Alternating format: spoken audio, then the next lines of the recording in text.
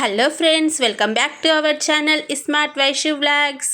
ఈరోజు మన ఛానల్లో ఎంతో సాఫ్ట్గా జ్యూసీగా ఉండే బాదుషాలను అయితే ఏ విధంగా ప్రిపేర్ చేస్తారో నేనైతే చూపించబోతున్నాను. పిల్లలకు కానీ పెద్దలకు కానీ ఎప్పుడైనా స్వీట్ తినాలి అనిపించినప్పుడు మనం ఎప్పుడు చేసే రొటీన్ స్వీట్లే కాక అప్పుడప్పుడు ఇలా బాదుషాలని కూడా చేసి పెట్టారంటే పిల్లలైనా పెద్దలైనా చాలా ఇష్టంగా తింటారు. చూడండి, చాలా బాగా వచ్చాయి బాదుషాలు అయితే జ్యూసీగా చాలా బాగున్నాయి. ఫస్ట్ టైం ప్రిపేర్ చేసే వాళ్ళకి కూడా చాలా ఈజీగా వచ్చేస్తాయి. దీనికి ఎక్కువ శ్రమ పడాల్సిన అవసరం కూడా లేదండి. చాలా ఈజీగా, టైం కూడా ఎక్కువ పట్టదండి. చూడండి, చాలా సాఫ్ట్గా వచ్చాయి, లోపల జ్యూసీగా. అండ్ వన్ మోర్ రిక్వెస్ట్ అండి, మన ఛానల్ని అయితే ఎవరైనా ఫస్ట్ టైం చూస్తున్నారా అయితే మన ఛానల్ అయితే సబ్స్క్రైబ్ చేసుకోండి. అలాగే పక్కనున్న బెల్ ఐకాన్ని కూడా యాక్టివేట్ చేయండి.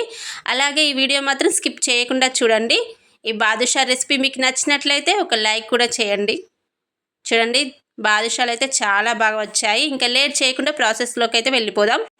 చూడండి, నేనైతే ఒక కప్పు మైదా అయితే తీసుకున్నాను.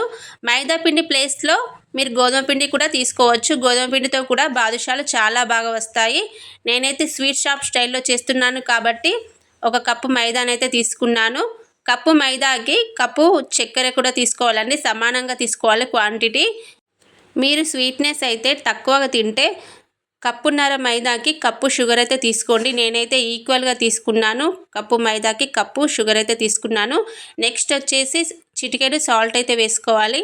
మనం స్వీట్ ఐటమ్స్లో చిటికెడు సాల్ట్ వేసుకున్నట్లయితే స్వీట్ ఐటమ్స్ అనేవి చాలా బాగా వస్తాయి. చూడండి, సాల్ట్ వేసుకున్న తర్వాత ఒక పావు టేబుల్ స్పూన్ అంతా బేకింగ్ సోడా కూడా వేసుకోవాలి. బేకింగ్ సోడా వేయడం వల్ల మనకి బాదుషాలు అనేవి గుల్లగా వస్తాయి, పొంగుతూ వస్తాయి అన్నమాట, గుల్లగా. చూడండి, ఒక పావు టేబుల్ స్పూన్ అంతా బేకింగ్ సోడా కూడా వేసుకోవాలి. నెక్స్ట్ వచ్చేసి ఈ టేస్ట్ మరింత టేస్ట్గా రావడానికి నేనైతే నెయ్యినైతే వేస్తున్నానండి. ఒక 2 టేబుల్ స్పూన్ అంత నెయ్యినైతే వేస్తున్నాను. నెయ్యి ప్లేస్లో మీరు ఆయిల్ని కూడా వేసుకోవచ్చు, కానీ స్వీట్ ఐటమ్స్లో నెయ్యిని వేసినట్లయితే స్వీట్ అనేది చాలా బాగా వస్తుంది. చూడండి, నేనైతే 2 టేబుల్ స్పూన్ అంతా నెయ్యి అయితే వేసుకున్నాను. నెయ్యి వేసుకున్న తర్వాత పిండిలో నెయ్యి కలిసేటట్టు చక్కగా కలుపుకోవాలి. చూడండి, ఈ విధంగా కలుపుకోవాలి.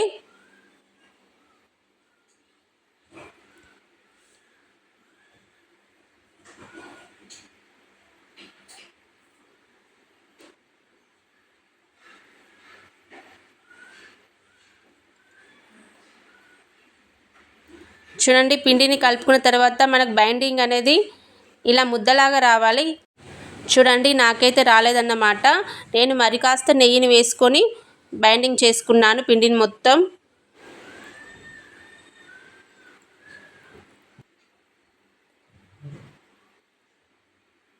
చూడండి, పిండి అనేది ఈ విధంగా ముద్దలాగా వస్తే మనం కలుపుకున్న నెయ్యి అనేది కరెక్ట్గా సరిపోయిందని అర్థం. నాకైతే కరెక్ట్గా సరిపోయింది నెయ్యి అనేది. చూడండి, ఇప్పుడైతే మనం కొద్దిగా నీళ్లు పోసుకుంటూ చపాతీ పిండిలాగా కలుపుకోవాలి. సాఫ్ట్గా కలుపుకోవాలి, మరీ గట్టిగా కాకుండా మరీ లూజ్గా కాకుండా సాఫ్ట్గా కలుపుకోవాలి. మనకు బాదుషాలకి పిండి ఎంత సాఫ్ట్గా ఉంటే బాదుషాలు అనేవి అంత సాఫ్ట్గా వస్తాయి. చూడండి, ఈ విధంగా కలుపుకున్న తర్వాత మూత పెట్టి ఒక 10 మినిట్స్ అలా రెస్ట్ అయితే ఇవ్వాలి పిండికి అయితే.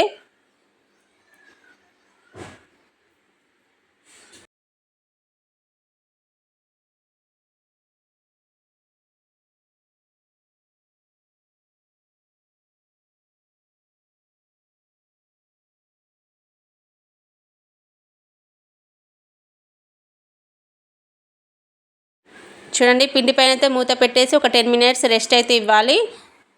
10 మినిట్స్ తర్వాత మళ్ళీ పిండిని అయితే ఇలా ఈ విధంగా ప్రెస్ చేయాలి.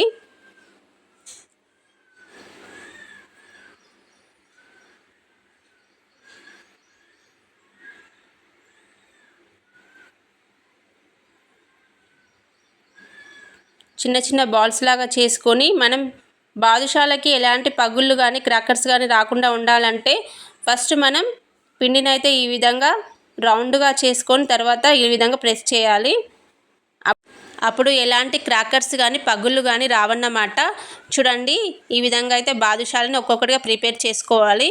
నేను తీసుకున్న పిండి క్వాంటిటీని బట్టి నాకైతే బాదుషాలు ఒక 10 వరకు అయితే వచ్చాయన్నమాట.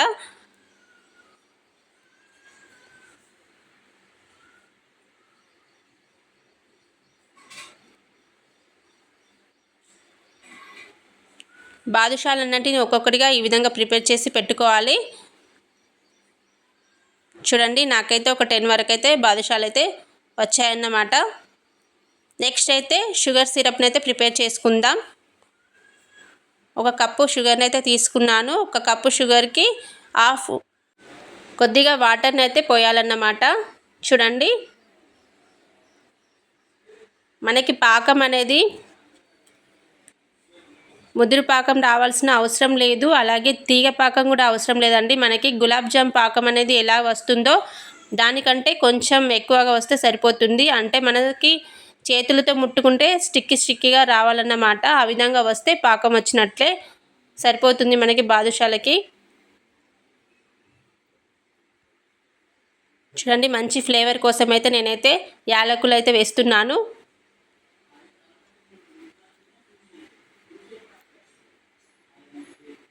యాలకులు వేసిన తర్వాత ఈ షుగర్ సిరప్ అనేది గడ్డకట్టకుండా ఉండడానికి ఒక హాఫ్ లెమన్ రసం అయితే వేసుకోవాలి.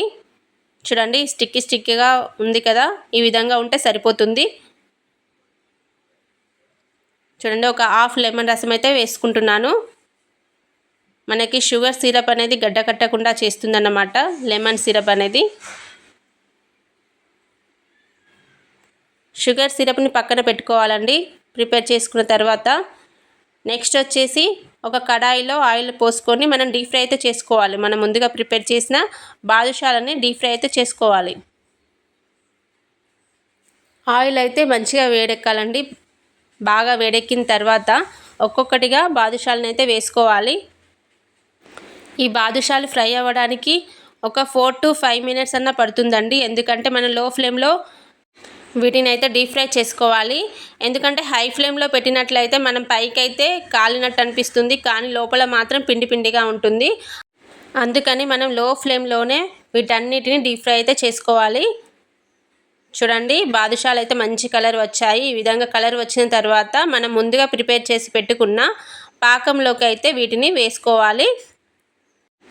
పాకంలోకి వేసిన 2 మినిట్స్ తర్వాత మళ్ళీ టర్న్ చేసుకోవాలండి. అలా ఒక 5 to 6 మినిట్స్ వరకు పాకంలోనే ఉంచుకోవాలి.